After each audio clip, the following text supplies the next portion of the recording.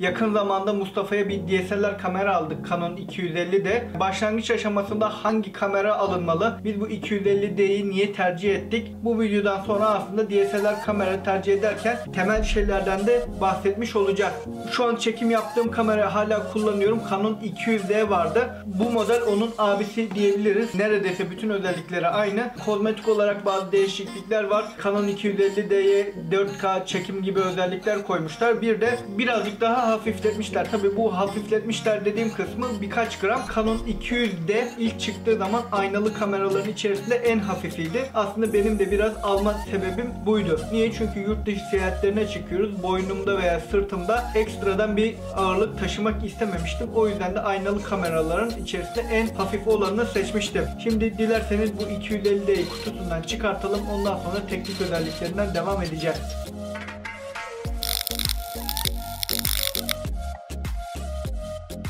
Ben daha önceden kutusunu açmıştım. O yüzden sanki ilk defa açıyormuşum gibi davranmayacağım. Kutunun ilk dış yüzeyini göstereyim.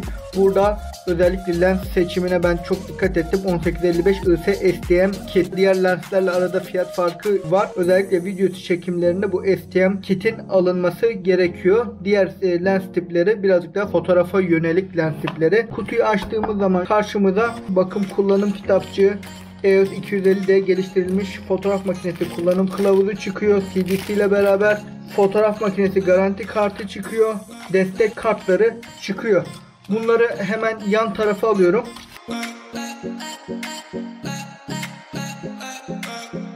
Evet, kameramızın gövde kısmı.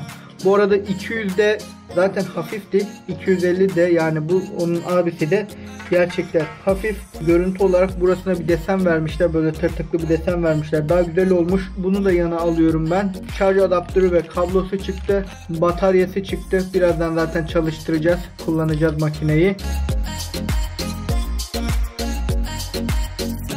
Lensine geçecek olursak 1855 IS STM bir lens aldım. Bu lensi de birazdan yerine takacağız. Son olarak da bir adet kayış çıkıyor. Makinemizi boynumuza asabilmemiz için.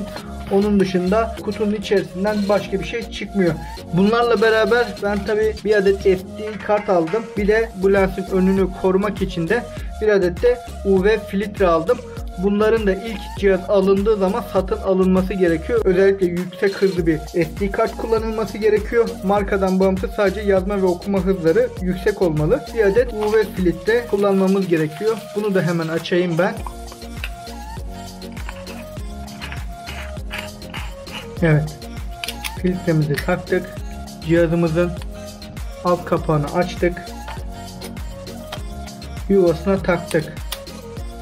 Şimdi SD kartımızı çıkartalım.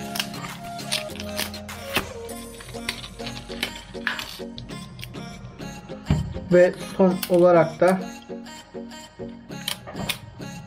SD kartımızı taktık. Bataryamızı taktık. Kapağını açtık.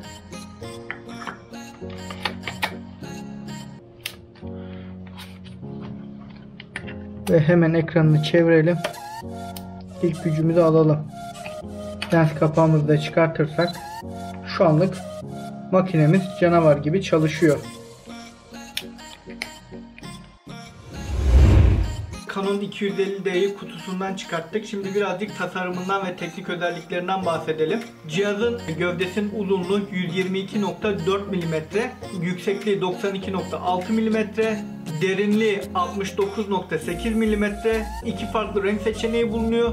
Bunlardan bir tanesi siyah. Bunun ağırlığı 449 gram. Bir de bunun beyaz modeli var. Onun da ağırlığı 451 gram. Yani 451 gram gerçekten aynalı kameralar için çok az bir rakam. Özellikle bayan arkadaşlar bunun gibi hafif makine seçmeliler. Erkek halimizde biz bile zorlanırken bayan arkadaşlar bunları yanlarında taşınmak istemiyorlar. Telefon daha kolaylarına geliyor ve bir yerden sonra bunlar atıl duruma çıkıyor. Ama biz böyle olmasını istemiyoruz. Sonuçta bu cihazlara bir yatırım yapıyoruz, bir para veriyoruz. Bu makineyi de full performansta kullanmak isteriz. Bu cihazın tasarım özelliklerinden bahsettik. Şimdi bir de teknik özelliklerinden bahsedelim ve bu cihaz bize neler vaat ediyor onları konuşalım. Canon Canon 250D'ye baktığımız zaman aslında bu bir croplu sensörle karşımıza geliyor. Büyük sensörün yerine makineyi biraz ucuzlatmak için makinenin en pahalı parçası olan sensörden birazcık feragat ediyoruz ve daha küçük sensörlü bir cihaz kullanıyoruz. Başlangıç aşamasındaki bütün kameralar cropludur. Canon makinelerde crop oranı 1.6 oluyor. Sensör boyutuna bakacak olursak 22.3 mm bir genişliği, 14.9 mm'de bir yüksekliği var. Cihazın çözünürlük kısmına bakacak olursak bu cihazda 6000'e 4000 çözünürlükte fotoğraflar çekebiliyoruz.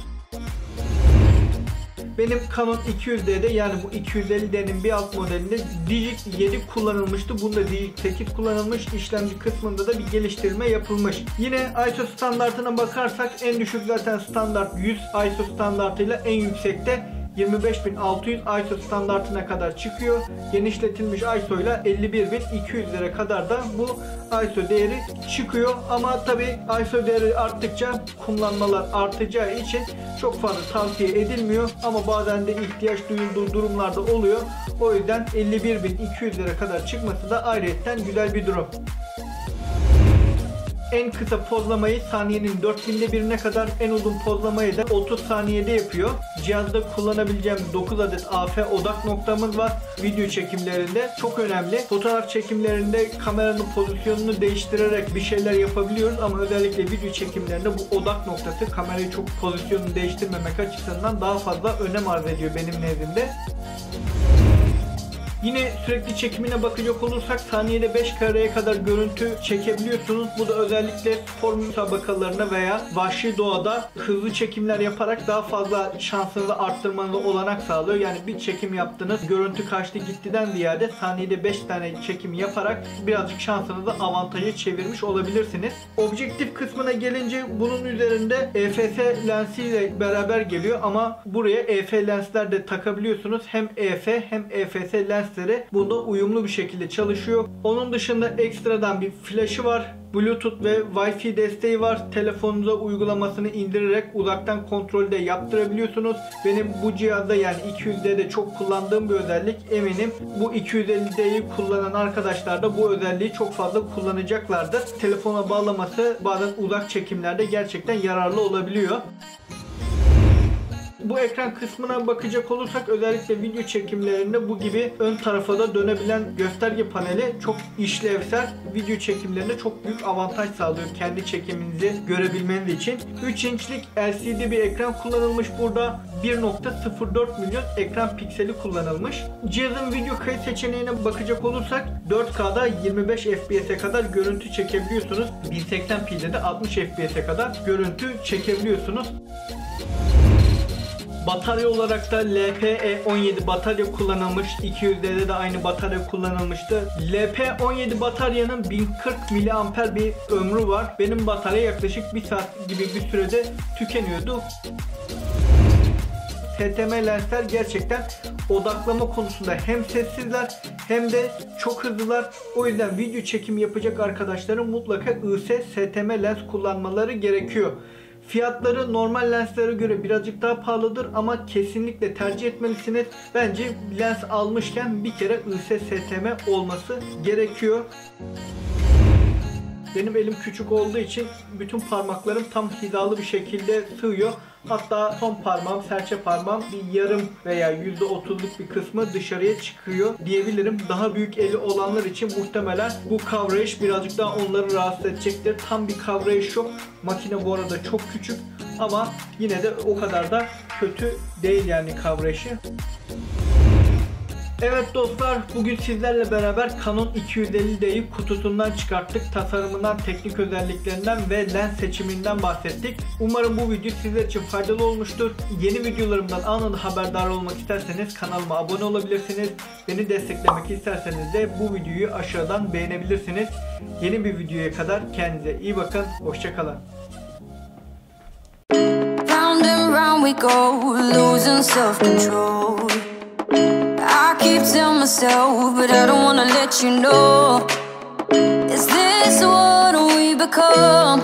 Strangers on the run, looking for something, chasing the sun.